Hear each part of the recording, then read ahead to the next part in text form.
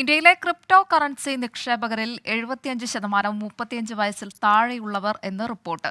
Crypto currency exchange പ്ലാറ്റ്ഫോമായ CoinSwitch ആണ് കണക്കുകൾ പുറത്തുവിട്ടത്. ക്രിപ്റ്റോ കറൻസി നിക്ഷേപത്തോട് യുവാക്കൾക്ക് വർദ്ധിച്ചുവരുന്ന ആവേശം വെളിവാക്കുന്നതാണ് ഈ റിപ്പോർട്ട്.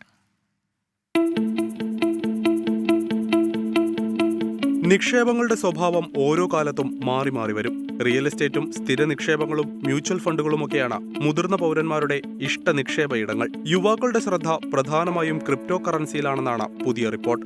രാജ്യത്തെ 1.9 കോടി വരുന്ന ക്രിപ്റ്റോ കറൻസി നിക്ഷേപകരിൽ 75% 35 വയസ്സിൽ താഴെയുള്ളവരാണെന്ന് കോയിൻ സ്വിച്ച്.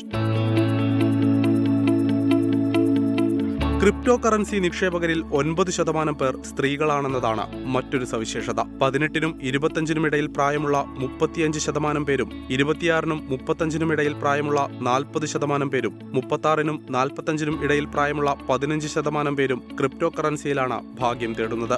നിക്ഷേപകരിൽ കേവലം 10% പേർ മാത്രമേ 46 വയസ്സിനുമേൽ പ്രായമുള്ളവരായിട്ടുള്ളൂ. ഡൽഹിയിലും ബംഗളൂരുവിലും മുംബൈയിലുമാണ് ക്രിപ്റ്റോ കറൻസി നിക്ഷേപകർ കൂടുതൽ. ഡോജ് കോയിനിലാണ് 2023-ൽ ഇന്ത്യയിൽ ഏറ്റവും അധികം പേർ നിക്ഷേപിച്ചത്, 11%. 8.5% പേർ ബിറ്റ്കോയിനിലും 6.4% പേർ എഥേറിയത്തിലും നിക്ഷേപം നടത്തി. Research desk 24. 5 വജ്രത്തിളക്കം.